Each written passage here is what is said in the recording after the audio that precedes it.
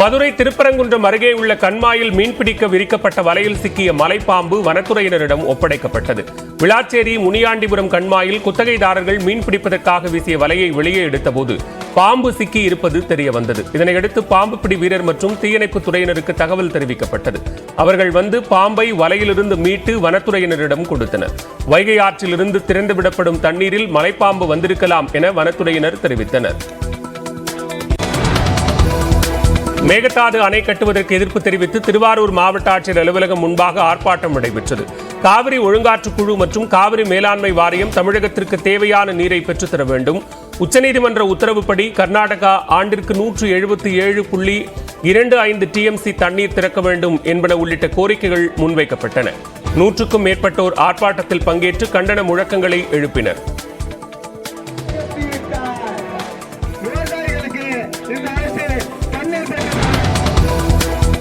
ராணிப்பேட்டை மாவட்டம் புளியங்கண்ணு கிராமத்தில் 92,000 ரூபாய்க்காக செங்கல் சூளையில் கொத்தடிமைகளாக இருந்த ஒரே குடும்பத்தைச் சேர்ந்த 6 பேர் மீட்கப்பட்டனர்.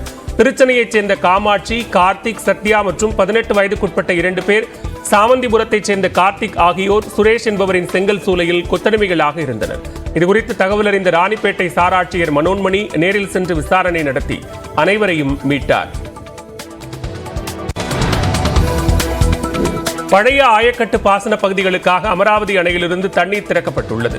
அமராவதி அணை பாசன விவசாயிகள் முதல் போக சாகுபடிக்கு அணையிலிருந்து தண்ணீர் திறக்க கோரி அரசுக்கு கோரிக்கை விடுத்திருந்தனர். இதன் அடிப்படையில் அமராவதி அணையிலிருந்து தண்ணீர் திறக்கப்பட்டுள்ளது. திங்கட்கிழமை முதல் நவம்பர் 6ஆம் தேதி வரை 135 நாட்களுக்கு இடைவெளி விட்டு தண்ணீர் திறந்துவிடப்பட உள்ளது. இதன் மூலம் ராமகுளம், கல்லாபுரம், சோழமாதேவி, கணியூர், காரத்தொழுவு உள்ளிட்ட 8 பழைய ராஜா வாய்க்கால்கள் பகுதிகளில் உள்ள 7,520 ஏக்கர் நிலம் பாசன வசதி பெறும் என்று அதிகாரிகள் தெரிவித்துள்ளனர்.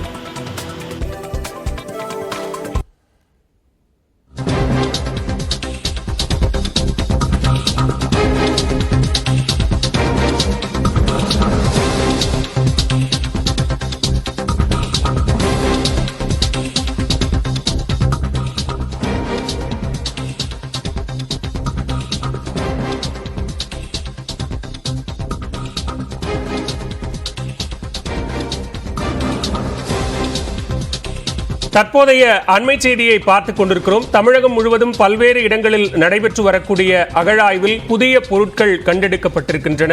இது தொடர்பான அண்மை செய்தியை பார்த்துக் கொண்டிருக்கிறோம். கூடுதல் விவரங்களோடு இணைகிறார் செய்தியாளர் கணேஷ்குமார். விவரங்களை பதிவு செய்யலாம்.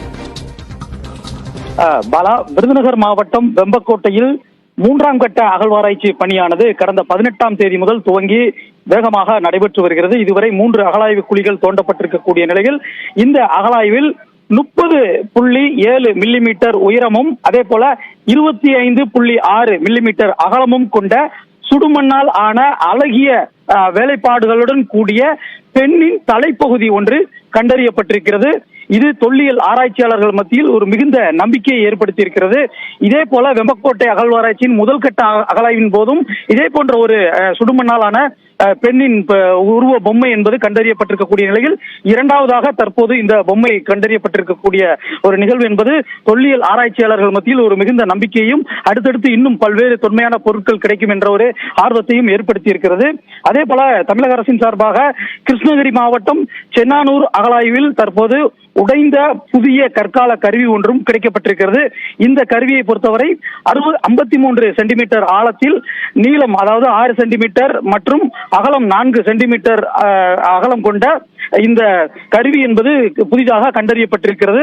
இதுவும் இங்கு தொல்லியல் ஆராய்ச்சியாளர்கள் மத்தியில் ஒரு மிகுந்த நம்பிக்கை ஏற்படுத்தி இருக்கிறது. தமிழகம் முழுவதும் இந்த அகழ்வாராய்ச்சி பணிகளில் பல்வேறு புதிய வகையிலான பொருட்கள் என்பது, அதாவது பழங்கால தொன்மையான மனிதர்கள் பயன்படுத்தி இருக்கக்கூடிய பொருட்கள் கண்டறியப்பட்டிருக்கிறது. ஒரு மிகுந்த நம்பிக்கையை ஏற்படுத்தக்கூடியதாகவே பார்க்கப்படுகிறது. பாலா, நன்றி கணேஷ்குமார், விரிவான விவரங்களுக்கு.